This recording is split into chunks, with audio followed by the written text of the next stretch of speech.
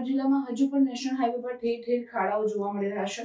ત્યારે કપરાડા તાલુકા ખાતેથી પસાર થતા નેશનલ હાઈવે નંબર 848 પર ભાજપના જિલ્લા પંચાયત પ્રમુખ અને તાલુકા પંચાયતના પ્રમુખ અને કાર્યકર્તાઓએ બેસીને વિરોધ નોંધાવ્યો હતો।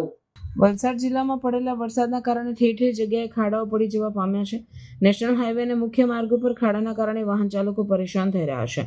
ત્યારે વલસાડ ડાંગના સાંસદ અને વલસાડ જિલ્લાના તમામ ધારાસભ્યો દ્વારા રજૂઆત બાદ પણ નેશનલ હાઈવે ઓથોરિટી દ્વારા નેશનલ હાઈવે પર પડેલા ખાડાના પૂર્વમાં આવતા ભાજપના જ વલસાડ જિલ્લાના પ્રમુખ મનહરભાઈ પટેલ અને કપરાડા તાલુકાના પ્રમુખ હવે રસ્તા પર ઉતર્યા છે। જિલ્લા પંચાયત પ્રમુખ અને તાલુકા પંચાયતના પ્રમુખ દ્વારા નેશનલ હાઈવે 848 પર બેસી વિરોધ નોંધાવવામાં આવ્યો હતો અને હાઈવે ઓથોરિટી સામે રોષ વ્યક્ત કરવામાં આવ્યો છે। નેશનલ હાઈવે 848 પર મસ્ત મોટા ખાડાઓ પડ્યા છે, જેને લઈ નાસિક જતા તમામ વાહનોને ભારે મુશ્કેલી સર્જાઈ રહી છે। સાથે સાથે અનેક અકસ્માતો પણ થઈ રહ્યા છે। ત્યારે આજરોજ જિલ્લા પંચાયત પ્રમુખ અને તાલુકા પંચાયત પ્રમુખ દ્વારા હાઈવે તેને નેશનલ હાઈવે પર પડેલા ખાડા પૂરવા માટે રજૂઆત કરવામાં આવી હતી।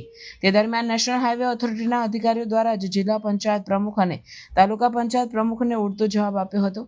સાથે પ્રજાના પ્રતિનિધિની વાત જ ક્યાંક ને ક્યાંક અથડતી સાંભળતી નથી, જેને લઈને આજરોજ જિલ્લા પંચાયત પ્રમુખ અને તાલુકા પંચાયત પ્રમુખ બંને કાર્યકર્તાઓ સાથે રસ્તા પર બેસી વિરોધ પ્રદર્શન કરી હાઈવે રોક્યો હતો।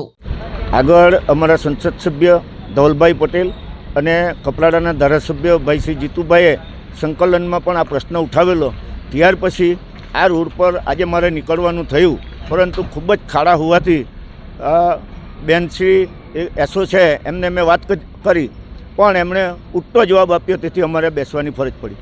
શું રીતના જવાબ આપ્યો અને શા માટે બેસવું પડ્યું? કઈ રીતના વિરોધ? કંઈ નહીં, આ તો ખાડા પુરાઈ જશે, પરંતુ એમની જે બોલવાનો ટોન હતો એ ખૂબ જ ખરાબ હતો।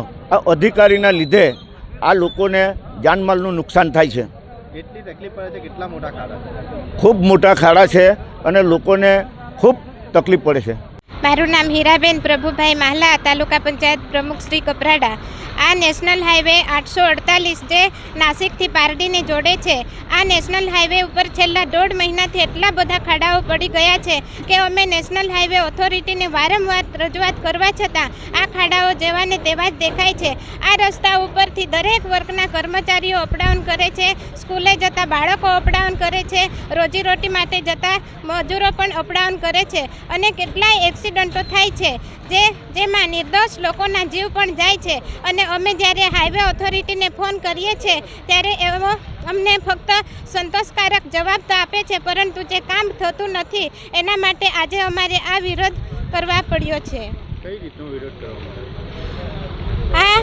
કઈ રીતના વિરોધ તમે કર્યો છો?